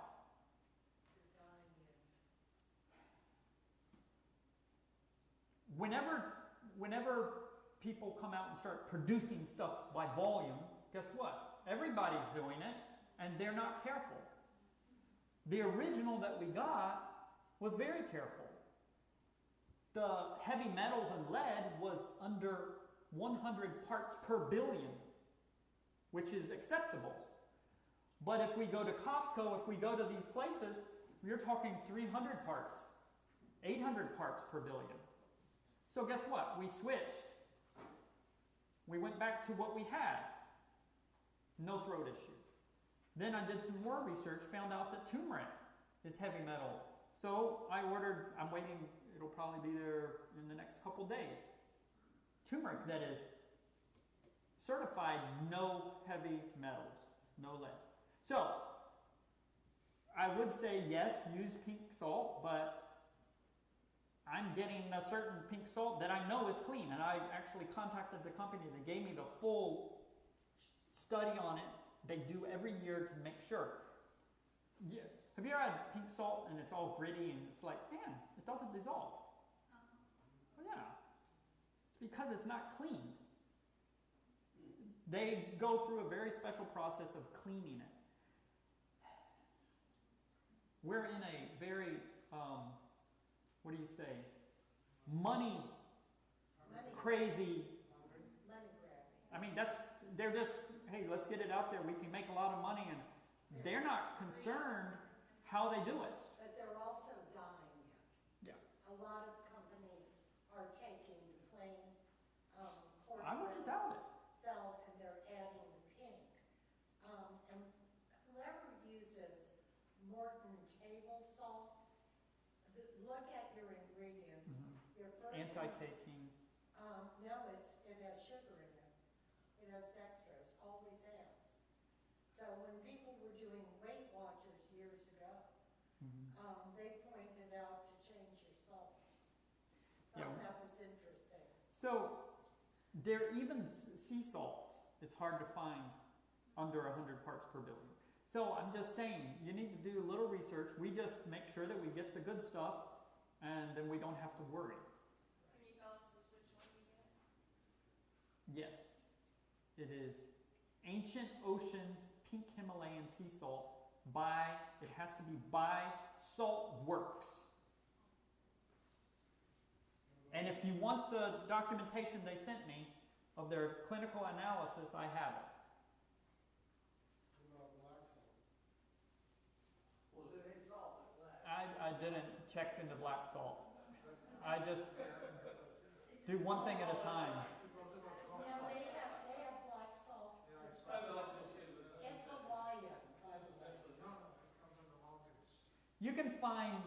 You can find sources of the information online on the heavy metal contents. As long as you're not getting it from the companies, then usually you're... Celtic salt was heavy metals. Really? Yeah. And that's- So if something we think might have some heavy metals, I just give it to my wife and she'll tell me in literally a couple minutes. So that's what Barbara O'Neill recommends. Yeah, so back in 2011 or 12, I don't know if my wife wants me to share this, but it's been long enough. We were using sea salt, which was the best salt that we could find.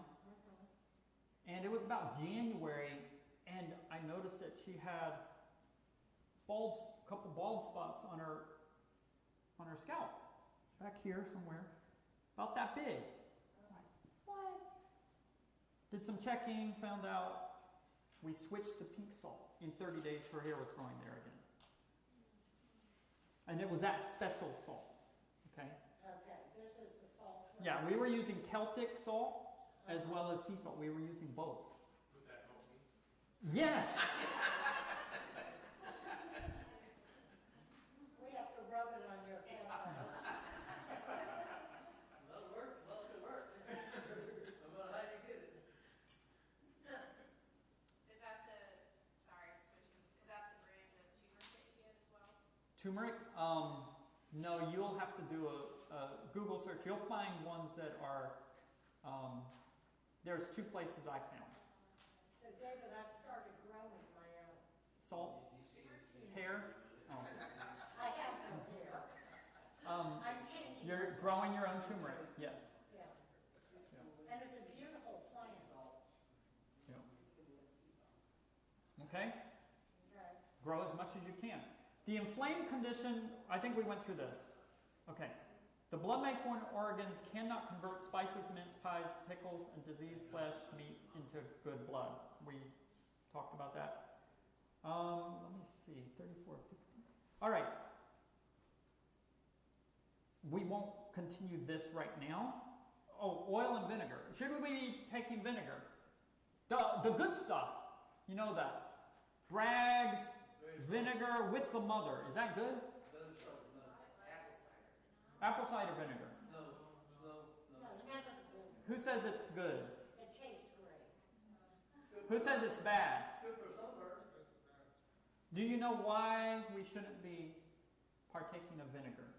Makes your body alkaline.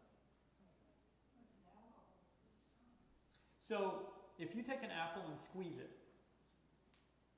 what do you get? Apple juice. You let it sit out a little bit, what do you get? What? Cider. Cider, yeah. You let it sit out longer, what does it get to be? Apple wine. Hard cider. You let it sit out longer, it becomes apple alcohol. You let it sit out longer, it becomes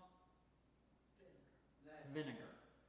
And you can use that vinegar to kill the weeds in your garden. It's the most, in fact, in my bag, Noah, can you find the penny that's in my bag? It's behind you. So, Ellen White, there's a whole chapter of Ellen White talking about kicking the vinegar habit. Took her 6 months. It was a struggle. It's in the front pocket where all of the USB things are, and it's in a Ziploc, a small plastic Ziploc. So if we look back, let's just say the vinegar, the pickles, late night eating, the fermentation, are we also able to tie this back to fatty liver as well? The food, because I don't, in my mind, fatty liver is not just about having a high fat or high carb diet. I've always felt that it is, there's something else there. Well, why does the liver become diseased or have the spots on it anyway? Because it is the busiest organ in the Because it body. can't process. So what we do is we do a liver cleanse.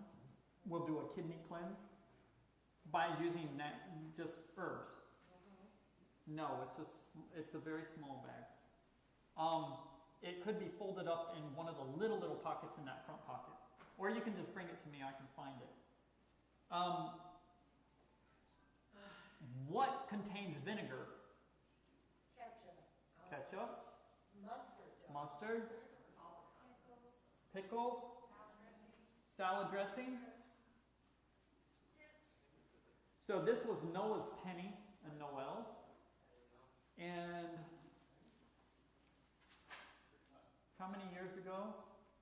It wasn't a hard cider. 2008. They took a penny. They took 2 pennies. I didn't bring the other one. 2010. Huh? 2010. They took a penny, 2 pennies, put one in a plastic cup full of lemon juice, the other one in a plastic cup full of apple cider vinegar, the good stuff, the Bragg, that I used to take a tablespoon a day. Yeah, everyone tells you you're supposed to. 3 weeks. It's too expensive. So, if you just pass it and send it on. Is it vinegar? That was the vinegar. That's 3 weeks. Does it ever yellow? Ooh, So, that looks good. guess what? The lemon juice one was all nice and shiny and clean. So, when we go to a church, inevitably when I say, hey, who takes the apple cider vinegar? You know, the good stuff. The whole church lifts their arm. It's not because they know better, it's because of lack of knowledge. No, I knew Right. that, but I just like to read it. So, oil and vinegar, fermentation takes place in the stomach. Food does not digest. Okay, you read it. Liver and kidney. I mean, what produces liver problems? People that drink. But there's many reasons, but they're finding lots of liver issues though in teenagers and that are not drinkers yet. so we actually had a lady that was in her 20s, was Seventh-day Adventist, has been eating good and all this, whatever, and she had liver failure to the point where she had like 1 or 2% liver function, and they put her on a list to get her liver transplanted. She was waiting on a donor. Put her on the plan, guess what? A year later, she had 100% functioning liver. So, okay. It does recover. Salt is good. Don't get rid of salt, no matter, especially if you're hypertensive, actually. You got to use good salt. But we'll cover that. Let's go over to here. I'm going to bring you to a couple things. It says regular, you can read through this later, but I'm going to hit a couple things. The second paragraph down. Everybody saw it?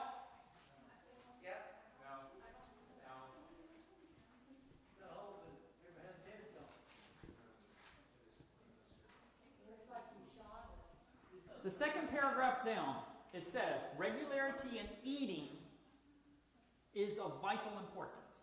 What's vital? It's critical. Critical. Life or Death. Okay, so vital. Regularity in eating is of vital importance. There should be a specified time for each meal. At this time, let everyone eat what the system requires and then take nothing more until the next meal. There are many who eat when the system needs no food at irregular intervals in between meals because they have not sufficient strength or will to resist inclination. So, remember we read 2 paragraphs down from that, it says, in no case. So, if it's of vital importance, this is Life or death. when Ellen White says something is vital, guess what? If you do a search in her writings, all that God has given to us through her, and let me tell you, I know she's a prophet of God. I could sit here and tell you 50 things that she gave that only now are being proven through science. Besides the fact of education, you know the Barnum research. You know Barnum research, right? You've heard of that, right? The research they gave on children that grow up and actually become productive adults in the Christian churches, in other words, staying within, guess what? She had written all of those things, and that's what they found. How many years later? So, I can give you evidence after evidence, but everything that I'm sharing here, plus what we're going to be sharing more, when adhered to, when embraced, miraculous things happen. Literally, miraculous things happen. Things that doctor said, there's no way you're going to be on this medication the rest of your life. But 1 week, bam. Or this is hereditary. 2.5 weeks, bam. I mean, I can name drop, but I'm not going to. If you know what I'm saying. Right. Of people that had things totally change. Regularity in eating is of vital importance. She said vital. If you search up vital, you'll find that she talked about the 10 Commandments as being vital, the principles of health being vital, the 3 angels' messages as being vital. Does that make sense? Absolutely. But the only direct principle that she said is vital is regularity in eating. And that's what you touched on maybe in the Sunday class. If you take the principle, her principles, especially regularity in eating, basically, and you do everything else but that, you're not going to get the healing. You'll get some, just like my sister said. She tried like 8 things, or quite a few things, 8 years before. She got a little better. Not until she did the base, which is regularity in eating, and then add the other things on top, did she get the result. Every time I've dealt with any person's issue, I have lost count. I can't tell you how many. Always, if they didn't do this, they'll come back. Well, it's not much, whatever. But if they did this, and most of the others, they are jumping for joy. It's just that important. She says it's vital. But guess what? It's one of the hardest things. Why? Because in no case, we don't switch our schedule.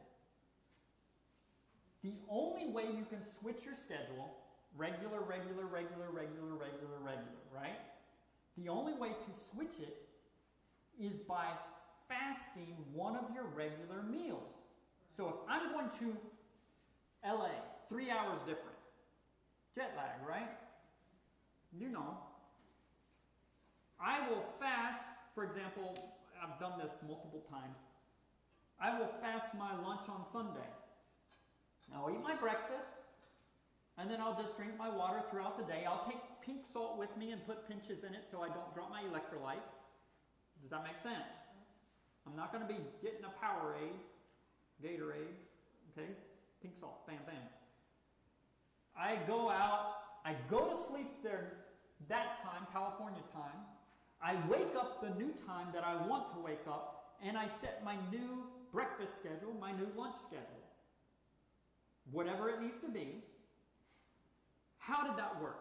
Because I had this regularity, and then I broke the regularity here, and I started a new regularity. No jet lag whatsoever. Guess what? To come back, if I'm only going there for a couple days, I might not switch. I might still be eating at 4 a.m.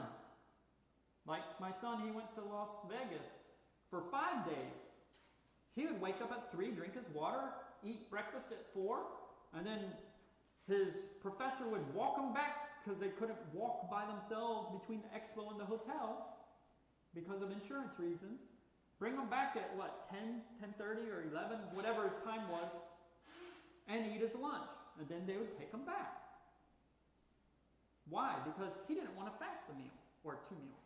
So if I'm there and I'm on their schedule, and then when I come back, I fast a meal coming back. What I was doing, regular, I broke my regularity, and then I come back. Going to Korea, it's 13 hours. That's day and night. 1 meal doesn't quite do it. My wife fasts 2 meals. We fast 2 meals. I've flown back and forth to Korea 56 times. I know what jet lag is. I've tried melatonin. I've tried everything. I still, 5 days of this mental fog. Feel like I'm on drugs. But when we fast 2 meals, bam. I get sleepy, but I don't have that fog. Why? Because I set a new regularity. I broke the regularity. I didn't irregular. I just did it. She doesn't have, she just came back Thursday. Look, she's up. She's in church. So, I'm just telling you, there are ways to get around. So I had a lady. I did a seminar at a Baptist church, Black Baptist church in Virginia. I had a lady, she was in her 30s, she worked at Reynolds Aluminum and was on swing shift. Who knows what swing shift is? Awful. So, 1 week she would be daytime. The next week, nighttime. The next week, graveyard. And then back to daytime. So 3 different shifts. every third week. You see what I'm saying? She had restless leg syndrome. She had high cholesterol. She had allergies and asthma. Sat down with her. Told her what she needed to do to change and how to change her schedule. And she was only sleeping 1 hour a night with sleeping meds. It's amazing she can function at all. So I shared with her, okay, this is how you would change your schedule. Blackout blinds, when you got to do that, whatever, and you could switch back and forth, but you're going to need to be fasting, all this. In 1 week, her doctor pulled her off of her cholesterol meds. She was sleeping 8 hours without any sleeping meds. No restless leg syndrome. There are ways to do it, but you need to understand. So that's what this is. Now, you ask, 2 meals are better than 3. There is, if you're going to have a third meal, remember it's got to be several hours before you go to sleep, but criteria is given what it can be. We chose, a couple pieces of fruit and twice toasted bread. Let's just do 2 meals. And it's been a blessing to us. My wife, she loved it because she didn't have to make 3 meals. The kids. One would be better. So Noah was 5. When we'd go to Humpback Rocks, if you've ever been to Virginia, Humpback Rocks, 1 mile and 700 feet up. Okay? And we'd go there Sabbath afternoon and come on, Noah. He's 5 years old. What do you expect, right? You should be carrying it. So after we changed, I think it was the second week, we went up there. We couldn't keep up with him. He got up there first. 16 minutes. He was the first one down. Why? Because we weren't putting him to sleep right after he ate. They were going to sleep on a resting digestive system. There's so many things that we did not know that we've been given. So I gave you this. People with kids, read it because it has everything in here. Yeah, there's a lot more, but it's got enough that you will know what to do with the children. And it's even got snacking studies. There's a lot more. There is, if you look up in here, so I gave you one of these. Your assignment for 2 weeks from now is to be regular. Is to be regular, no chocolate, no vinegar, no. There is a chapter in here I want you to read through. It's easier for me to find it in my phone, but there's a chapter called Regularity. Read through the whole chapter. Which one? I'm sorry, I was reading your other. Let me see. Page 119. 119 through 124. Chapter 9. Yeah, chapter 9.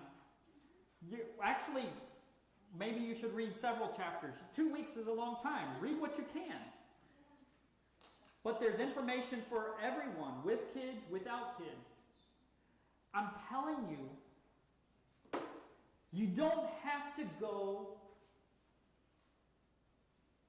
and start taking all kinds of herbs that actually are not easy to digest. You don't got to do all that. If you do the basics of regularity, not eating and drinking with the meals, in fact, yesterday, I have a doctor that lives near us. We know him. I talk to him once in a while. He's a psychologist. Dr. Joe, you know who I'm talking about? Isn't it psychologist?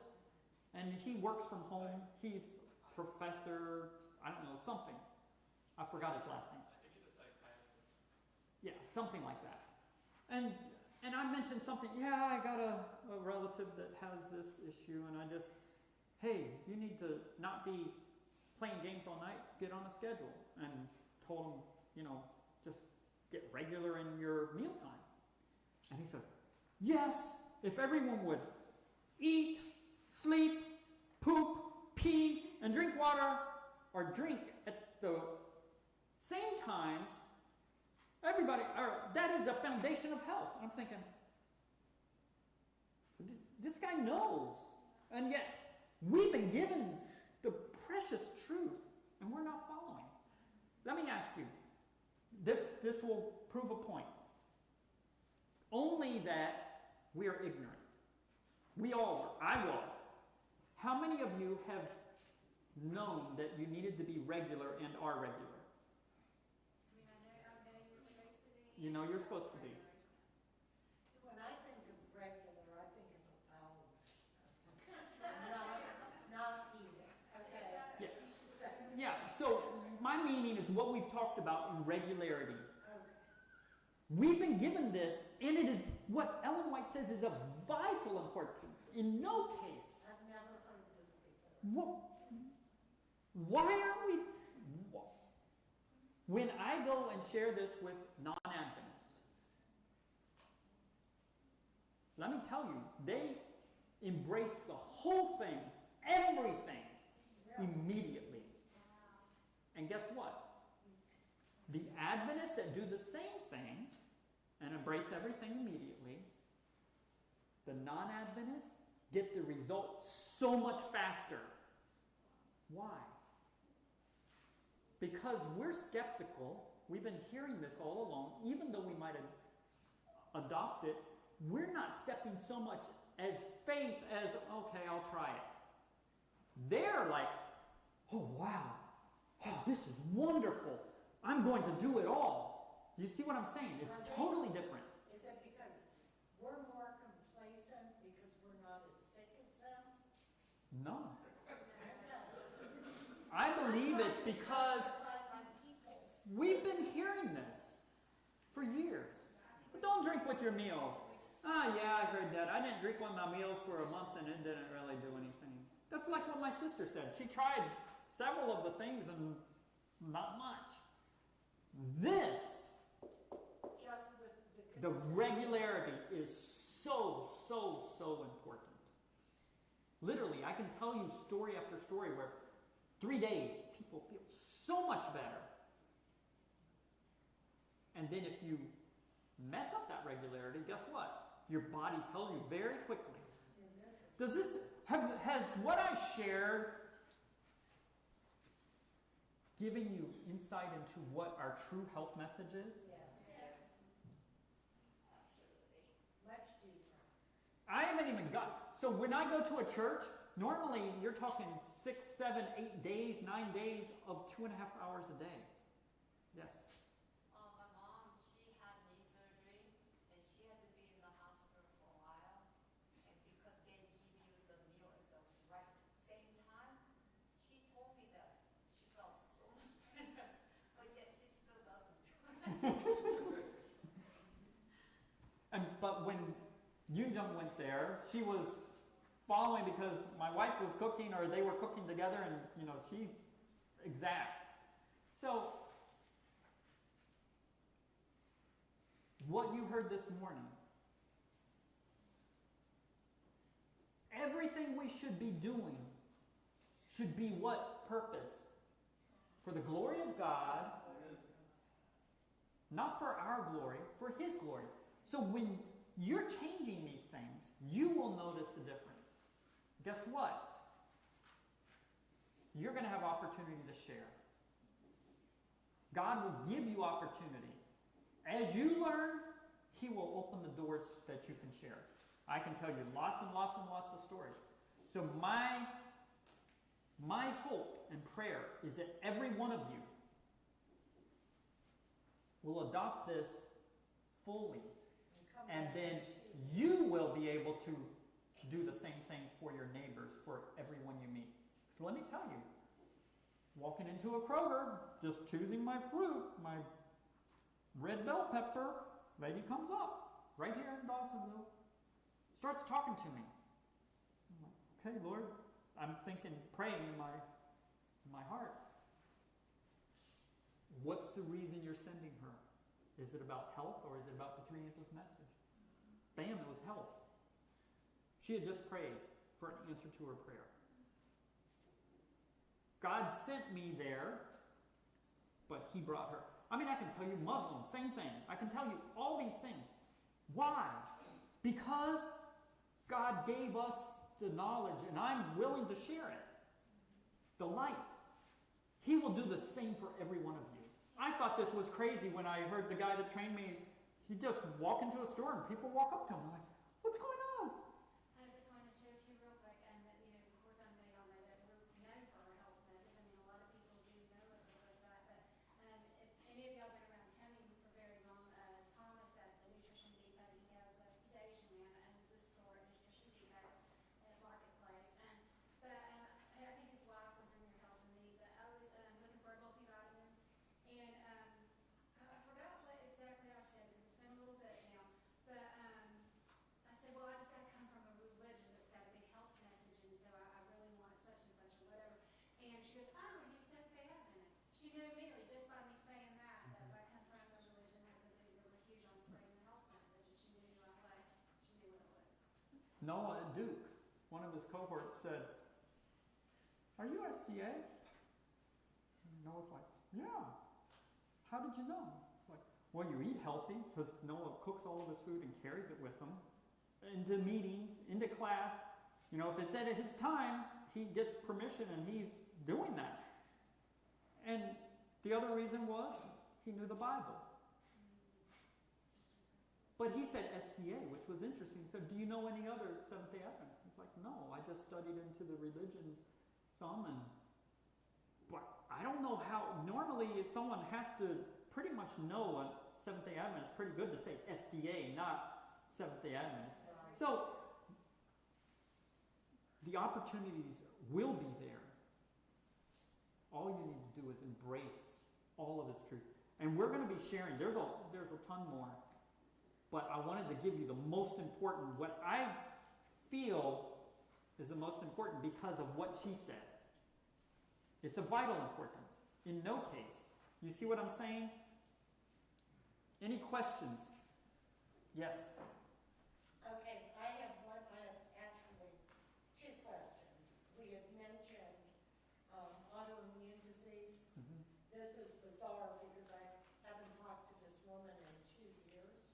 And she called me today and she said, will you pray for my grandson, William? He has a bizarre autoimmune disease. They don't know what it is, but he woke up one morning and he's unable to walk. He's 28 years old with 2 small children. And so, can you direct me on reading? On reading, Mhm. send me an email. I'll send you the information. Okay. So autoimmune disease is interesting because many things are affected by our autoimmune, or are affected by autoimmune diseases or problems. Okay? Mind issues, Hypothyroidism. type 1, leukemia, all kinds of things are affected by autoimmune, right? So dealing with the gut, everything is stemming from the gut. You can read through the testimonies. I don't got to tell you them, but I think I'm going to start with suggesting to her, we talked about 2 meals a day with him. there's other things, but you need to address the gut. For example, we'll cover that. We're gonna be sharing lots of stuff, so we'll be dealing with more exact things as we go. I saw some other hints. I was just going to ask you, what were you were going to say something once about that there's been said or something that it's not good to just do 1 meal a day. So Yeah, I would Ellen imagine White that actually it's says. breakfast should be breakfast and lunch. The late Breakfast is supposed to be the biggest, largest meal. Which I was always huge on breakfast. I was huge on daily breakfast, but then I came across this OMAD diet, and it really does work. But I mean, I love breakfast and I miss it. So No. if it's better to just Breakfast it has to be the largest, biggest, kingly meal. Then you eat like a queen for lunch.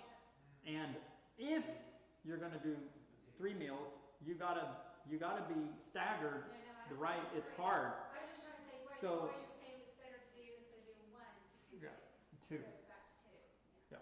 And remember, you're supposed to be eating not until you're full. You're supposed to be leaving with still an appetite. Still a little bit hungry. Yeah, because then your stomach can actually continue digestion. So one simple question. I know I'm older than a lot of the people that are going to be doing this, but I'm. What do you mean older? Well, working in the garden, you get very, very hot this time of day, you know. But I've noticed that I'm totally satiated just eating snow peas, and I don't need to eat any other meal until 4 or 5 hours later. Like I might have 20 snow peas for breakfast, and I'm perfectly happy. I'm full, I'm content. But then what do you eat for your next meal? My next meal is going to be something that is going to be like a large salad. So we'll cover meal planning later. I'll give you a snapshot. If you picture your plate, half of the plate should be your veggie or fruit, whatever meal you're talking about, okay? Half of it. The other half should be divided into quarters. 1 quarter is your proteins, 1 quarter is your complex carbohydrates. Okay. Yeah. Does that make sense? Yeah. And then fats are ending at the meal. How much fat do you do? A handful of nuts? I use walnuts and all. Yeah. If you take a handful like this, not like this, whatever falls, that's your serving. If you're dealing with, so diabetes is, if you're diabetic, how many days do you want to stay in here right now? I can share everything. I went to sleep at 1. Diabetes is fat on the body and fat in the diet. Okay? What is the best exercise? Walking is your best exercise no matter what. Not like I've counseled doctors that, we walk our rounds, we walk all day. It's not the same as walking. You see what I'm saying? So, walking is the most important. 1 hour at least a day. Okay, walk for purpose. Yes, and then you. Can you go into a little bit more detail regarding the spices? Okay, so the other book is out there. There are certain spices. Noah, the green one, I think it's out there. Where Mommy got the other one. Right in front of it's the plants. The plants. No, not this one, the green one. See, they were little when we would do this a lot, so you had to recall. So there's a list of spices that should be used. Do you know what the most dangerous spice is? Poppy seeds. Black pepper. Because it doesn't digest in your mouth. Is it cardamom? Turmeric. Nutmeg. That's what gives it. It's the most dangerous. You know why it's the most dangerous? When Noah brings it, I'll read it to you. So, there's something in it called myristicin. And that is a nervous system. You don't have it? I only see the encyclopedia of food. We'll bring it next time.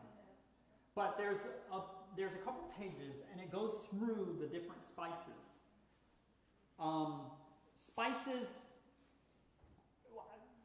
maybe I'll just give you the spices that are fine. There's some more, but I'll give you the basics. Oregano, basil. These are good ones? Good, yeah. They're dry herbs. Yeah, I mean, but you can eat it raw too. I mean, But I mean, parsley, thyme, rosemary, cumin, coriander,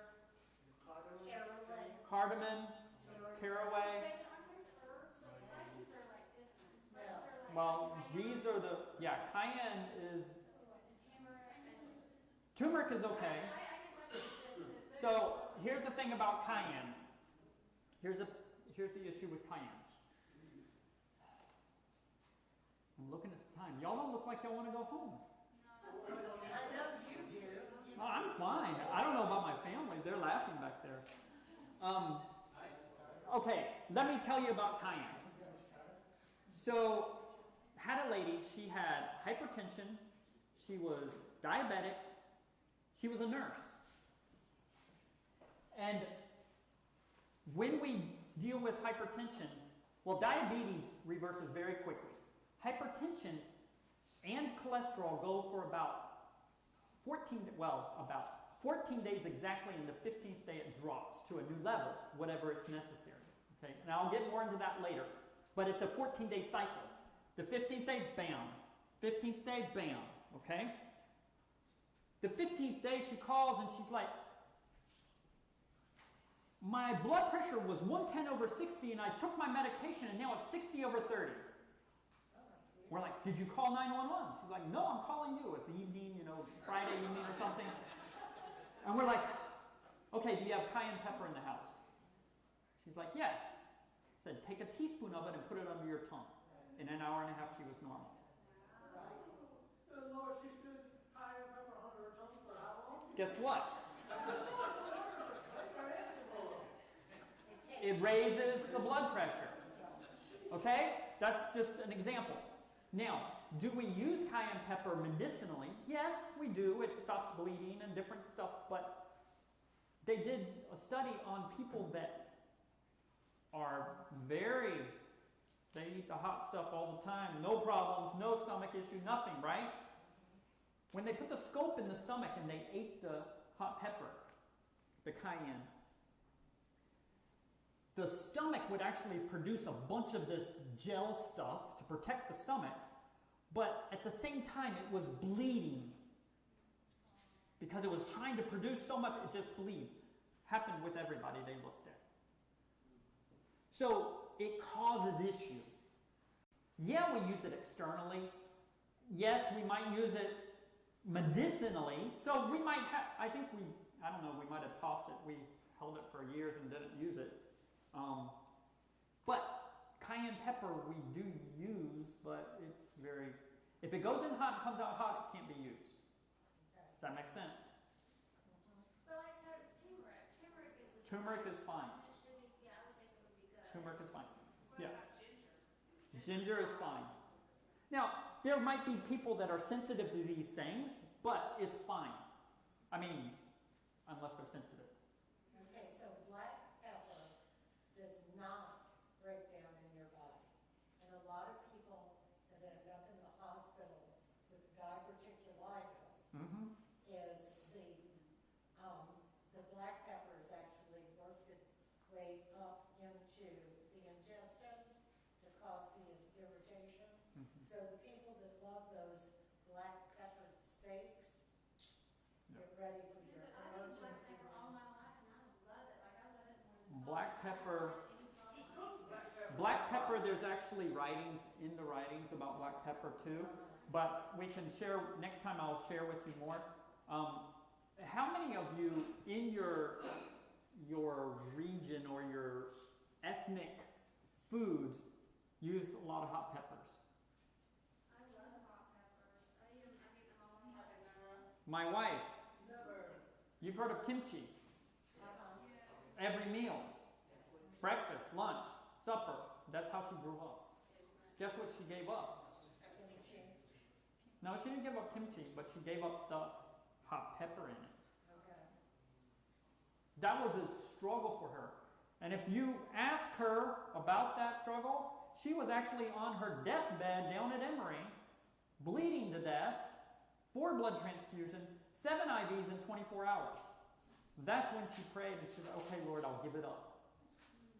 So that was from the hot. So the purpose of that is to say, don't hold on to what you might have to go down to a very low level to give up. So that's the question I had. So we use habanero peppers. When I make salad, I use my dressing I make, a jalapeno, and then jalapeno chopped in myself. So is that not good? Because it's great. Oh, I know it. Hey, I loved eating Mexican food with, yeah, I know. So God doesn't call us to satisfy our natural desires. He asks us to sacrifice for Him. Now, I'm afraid to say, okay, Lisa, I'll let you. I have a question. Okay. So is it the spice or is it the flavor of the jalapeno you like? Because if you strip the seeds of the ribs, they do not come out hot, and so that is okay. Actually, the spice is for we midnight. So wean yourself to the flavor, strip the seeds of the ribs, Okay. and that'll get you that flavor. So, now, those of you that love that kind of thing, don't skip out on the next one. So, okay, cayenne pepper, it takes prayer. Anytime you're dealing with something that you desire or that you really want, you need to be praying about it. Lord, I'm willing to give it up. I can tell you stuff that I had to give up. And when I smell it, guess what I do? Lord, I don't want to smell that. I don't want to be reminded of remembering what it tastes like or anything. I pray and bam, God gives me victory right then. I don't remember, a few days later, I'm like, oh yeah, they had that. Well, as soon as I prayed, I didn't remember it anymore. God will give you victory. Why? Because He wants you to operate by principle of what He has told us, not by our gut, literally our gut.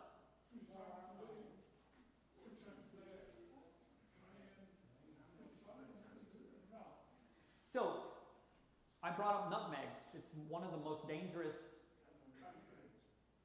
I'm coming to nutmeg first. Why is nutmeg dangerous? Because it depresses the central nervous system. There's something in it called myristicin. Okay?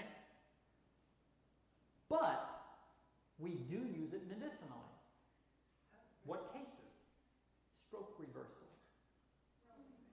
And I'm not going to tell you how to do it here yet, but it's one of the things that we use.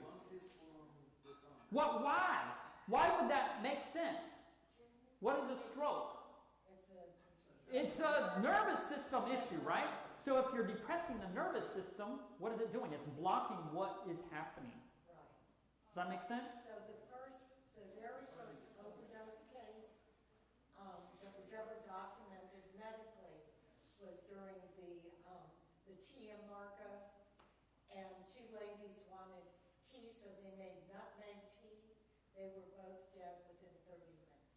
This is back in the late 1700s, early 1800s. So in the islands, I don't know who's from the islands. Okay. In the islands, the ladies many times will carry a little piece of nutmeg. Why? As soon as they feel a stroke coming on, they'll put it in their mouth. Really? It stops it. Right? And you know that. So, okay. I've been told it's... We got you off track. I know. You gotta say something for next time, negative. Oh, there's plenty. So when I went into the Baptist church, the pastor, I had tried 13 churches.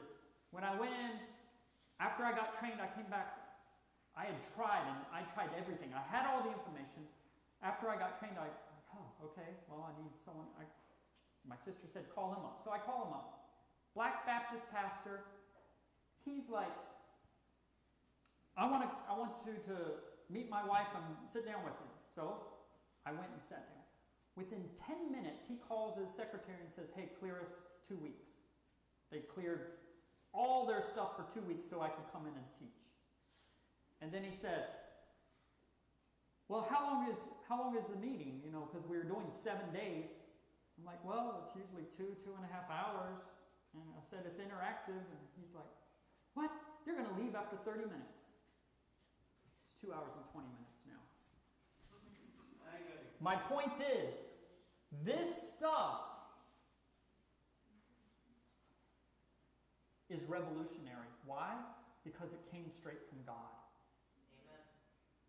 Amen. Nobody knows this.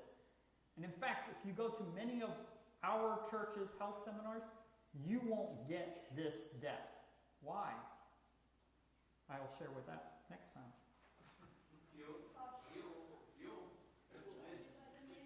So, those are your books. Thank you, the church. And try to read what you can. Take notes. Well, why is this? Why is that? Whatever it is. Or things that you learn.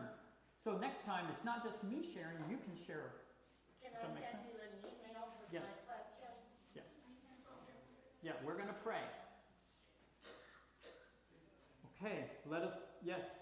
I talk to you once go finish. Okay, let's bow our heads. Our most gracious and loving Heavenly Father, we thank you so much for the Sabbath, Lord, that we get to discuss things pertaining to you, to your message, to your health message, to your three angels message, Lord. Lord, we know that you have called us to be a peculiar people that will point all to you, give you all the glory, and be your witnesses to this world, that if possible, all would be saved. Lord, we pray that you go before us, you go with us, and you follow behind us this week, that we may be the mighty witnesses for you. Bring us back safely. We pray all this in Jesus' holy name. Amen.